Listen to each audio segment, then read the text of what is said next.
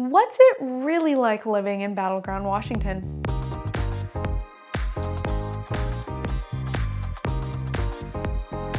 Hey, welcome to the Living in Vancouver and Camas, Washington YouTube channel. I'm Hannah Dubine, and I'm so glad you're here today because we are talking about what it's like living in Battleground, Washington. This is my video for all things Battleground, so if you're curious about the city, this is the video for you. If you're not familiar with Battleground, it is a city of about 20,000 up in the more northeast part of Clark County, and most of the city is rural. The city limits are about 9 square miles, but Battleground, the entire zip code 98604, encompasses about 72 square miles. So let's get into all things Battleground. First thing I wanted to talk about with Battleground is the city itself. So what's the city of Battleground like? Well, we've got both older cutesy shops on Main Street and more established places you go all the time, like Fred Meyer's, Safeway, etc. So on Main Street, we've got coffee shops and antique shops. You can go window shopping, that type of thing. Buildings that have been there for a while, they're more historic. And then like on the 503, we've got Fred Meyer's, Safeway, fast food, hardware stores. So even though a lot of Battleground is rural, you're not completely stranded out in the boonies with no resources, no amenities, nothing. That would be something like 𝐂𝐤𝐠𝐡.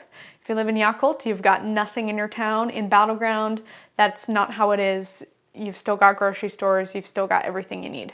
The city of Battleground tries to put on some fun events for everyone throughout the year. I think the most memorable one is Battleground Harvest Days.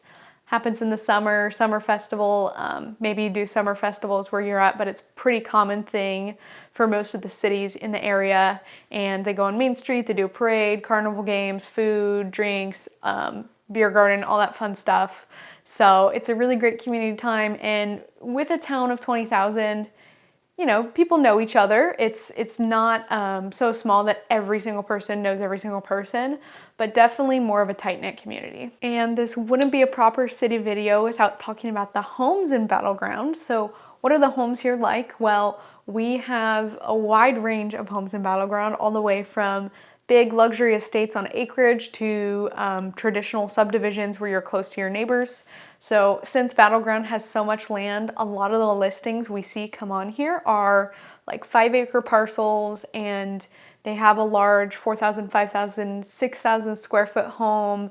It's gated, it's an estate, maybe it has farmland, or it's a horse property. If you want a horse property, this is a place that you find a lot of them in Battleground. But there's also older, cute farmhouses on acreage that have been around for 100, 200 years. So a little bit of everything out there in the acreage. And then with regards to subdivisions, with the urban sprawl that we're experiencing in Clark County, every big builder is building out in Battleground right now. So Pacific Lifestyle, Holt Homes, Lennar, New Traditions, they're all building out there. The preference in Battleground is usually to have either no HOA, low HOAs, or pretty uninvolved HOAs. So this is actually one of the few areas I've seen recently that has brand new subdivisions, like built in 2022, built in 2021, with no HOA. That's very rare here. Usually any neighborhood that was built within the last 10 years is gonna have some form of an HOA. Most of those HOAs are on the low spectrum, where they just kind of make sure everyone's following the rules. But if you really wanna live in a new home in a no HOA neighborhood, Battleground is probably the place where you're going to be able to find that. For quite some time, the price disparity between Battleground and, Vancouver proper was a little bit more distinct. Of course, the last 2 years with our COVID market, that gap has shrunk. For some perspective right now, median sales price in Battleground is $552, whereas in Vancouver, Washington, it's about $500. It's a $50,000 difference. Keep in mind, I'm making this video in spring 2022. The reason the median sales price is pulled up in Battleground is because of all of those luxury big estates. If they're all selling for $1 million plus, $1.5 million plus, that's definitely going to pull up the sales price numbers. So next I wanted to talk about the raw land in Battleground, Washington, What is it like? What kind of opportunities are there? You'll find a lot of farmland and timberland in Battleground. So that's land that's reserved for farming and land that they want you to keep the trees up on. Since there's so much land in Battleground, it is a prime area for custom builds. So say you want to build your dream home and you just need a piece of land to build it on. Well, there's a ton of land up in Battleground, so that's what a lot of people do. That's why there's so many custom luxury estates up there. The challenge with that is finding a piece of land that you're going to be able to develop, you're going to be able to put a septic system in, electricity, you're going to be able to get internet on, and it's zoned properly. The internet has been the biggest issue the last couple years because a lot of those high income earners are, they're working from home, so they need good internet connection. Well, the best land that's available, or the most available land, is usually, on the outskirts a little bit where the internet connection's spotty and not so great. So finding that crossover can be a big challenge. And then with regards to the subdivision of the land, I've had people come here, ask me questions.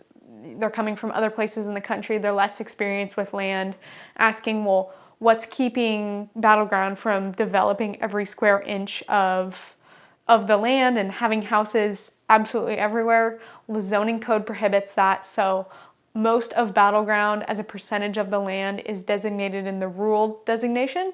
So that means that you have to have at least 1 acre per house or at least 5 acres per house. It depends on what the zoning is for that particular piece of land. And it basically means that you can't subdivide infinitely. So if you buy a home that's zoned R5, rural 5 acres per house, you can't just go sell off the 4 acres and keep 1 for yourself. That would be problematic. Talking about the culture in Battleground, what is the community like there? It's more of a rural culture. I feel like it's becoming less so as time goes on and people spread out there, but still keep that in mind.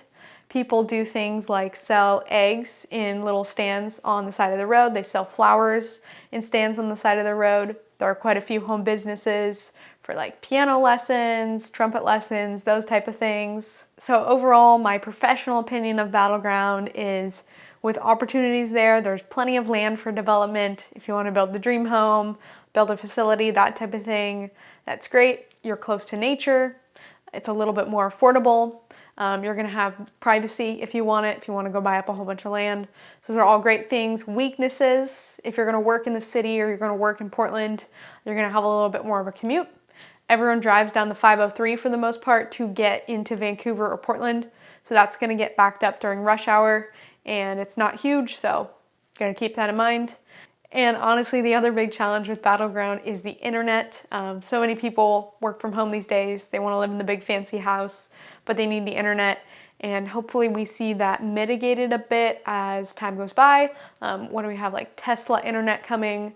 Hopefully we can get that soon. That pretty much sums up the pros and cons of living in Battleground, Washington. Great place to be if you want to be in a more private setting.